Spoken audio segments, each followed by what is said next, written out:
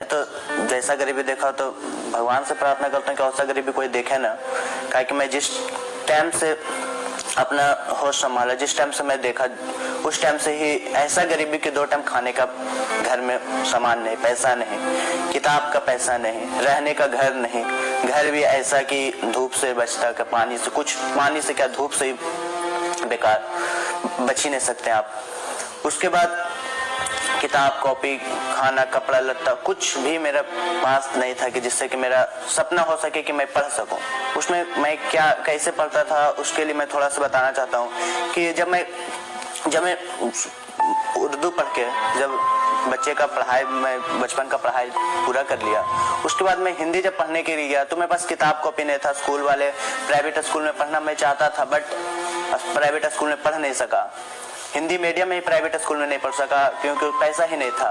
तो मेरे mummy papa सरकारी स्कूल में भेजे और वहाँ सरकार की तरफ से किताब मिलता था लेकिन कॉपी तो नहीं मिलता था। तो कॉपी के लिए मैं न्यूज़पेपर का यूज करता था। कभी सिलेक्ट का या फर्स्ट सेकंड थर्ड, जब तक मैं 6th क्लास तक था तब न्यूज़पेपर कॉपी मांग चांग के या फिर कबाड़ी का दुकान से कॉपी ला के वहाँ से जाके कॉपी लाता था। 6, 7, 8 तक इसी तरह से पढ़ता गया।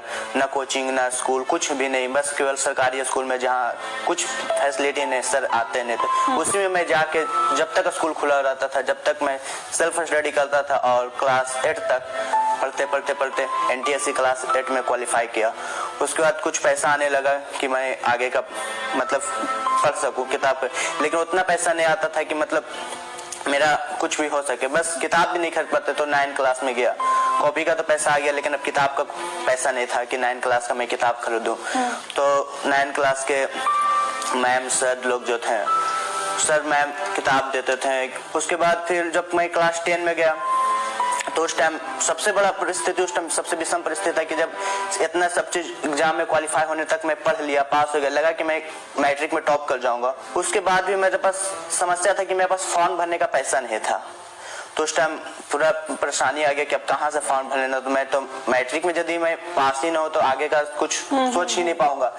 तो मैट्रिक के लिए फॉर्म के लिए मैं फॉर्म भर नहीं था। लास्ट डेट को जब मैम को जब पता चला, हमारे सर को पता चला कि अरबाज के पास पैसा नहीं, फॉर्म काहे नहीं भरा है, तो बताएं कि मतलब कि मैम मेरे पास तो पैसा ही नहीं, हम कैसे भरे। हमको तो लगता है कि हमको पढ़ाई मेरा यहीं से खत्म हो जाता है, छूट जाएगा। क्योंकि मेरे पास घर में किससे मांगा जाता है कि जिनके पास रहता है उनके पास तो खाने का पैसा नहीं है, कि कपड़ा का रहने का घर नहीं। तो मतलब कहाँ से मैं घर से मांग के लाऊं कि मुझे फॉर्म का पैसा दीजिए। अपना भी तो कुछ सोच होता है। कितने पैसे चाहिए थे फॉर्म भरने के लिए? फॉर्म भरने के लिए 500 रुपए चाहिए थे।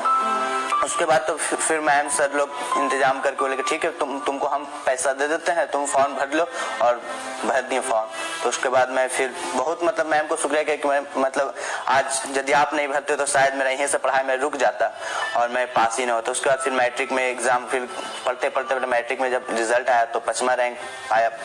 उसके बाद फिर सुपर 30 का न्यूज़पेपर से सुपर 30 के बारे में पता चला। इधर सुपर 30 का मैट्रिक के साथ में क्वालिफाई कर गया, न्यूज़पेपर से मुझे पता चला था। और सुपर 30 में क्वालिफाई हुआ, तब से मेरा जिंदगी में लगा कि मैं पैर लग गए। क्या कि जब मैं सुपर 30 में मैं न्यूज़पेपर में पढ़ा था सुपर 30 का स्टोरी की सुपर 30 ऐसा है कि मतलब जिसमें सिलेक्शन होने का मतलब IIT में सिलेक्शन होना। और सही मेरे साथ हुआ कि मैं जब जिस टाइम लगा कि मैं सुपर 30 में क्वालिफाई होगा उस टाइम तो मेरा मत कहिए कि हम इतना खुश थे कि हम बता नहीं सकते कि मैं रहना खाना और सब चीज फ्री हो गया। उसके बाद फिर कि अब मैं लगा कि मैं अमीर बन जाऊंगा, क्योंकि मैं IIT में सिलेक्शन हो जाएगा, मैं चल जाऊंगा IIT मुंबई। एकदम खुश एकदम कि मतलब मत कहिए कितना एनर्जी था कि मत उसका। और उसके बाद जब देखा आनंद सर को कि मतलब पैसा भी नहीं ले रहे, खिला भी रहे, कपड़ा भी दे रहे, उसके बाद बेटा जैसा प्यार दे रहे हैं, तो इतना मतलब मैं उस टाइम खुशी हुआ कि मैं एकदम पूरा सर को वचन दे कि मैं एकदम जी जान लगा दूंगा सर का, कि आज आप जैसा सर आज तक जिंदगी में नहीं देखे और उम्मीद करते हैं कि कभी देखेंगे भी नहीं ऐसा सर। तो मैं पूरा खुश हो गया, एकदम पूरा एनर्जेटिक होकर पूरा सर के पास गया। सर को एकदम, सर तो मेरा पापा ऐसा दम है ही है और अभी तो हमको बेटा ही, अभी भी बेटा ही कहते हैं। तो मैं खूब पूरा मेहनत वहाँ करने लगा, एकदम खूब हर एग्जाम में पास होने, टॉप करने लगा सुपर 30 में। और फिर कंटिन्यू हर एग्जाम में टॉप करते करते मैं IIT में भी टॉप कर गया। आपको कुछ सुनवाती हूँ मैं। ऋचा जी नमस्कार। अरबाज, मैं तुम्हें देखकर बहुत आज प्रसन्न हूँ। मुझे बहुत खुशी हो रही है कि तुम्हें आज जिंदगी लाइफ जैसे प्रोग्राम में लाया गया है। ये तुम्हारे कर्मों का परिणाम है। तुमने गरीबी में भी, आर्थिक अभाव में भी संघर्ष करके कुछ अच्छा किया है, इसलिए आज इस मकाम पर हो।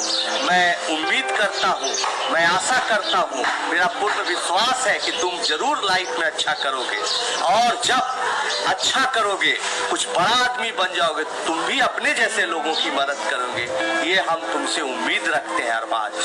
और ऋचा जी, आपका बहुत बहुत धन्यवाद जो आपने अरबाज जैसे लोगों को यहाँ पर बुला के प्रोत्साहित किया। बहुत बहुत धन्यवाद। कोई इंसिडेंट शेयर करना चाहते हो आनंद सर के साथ अपना?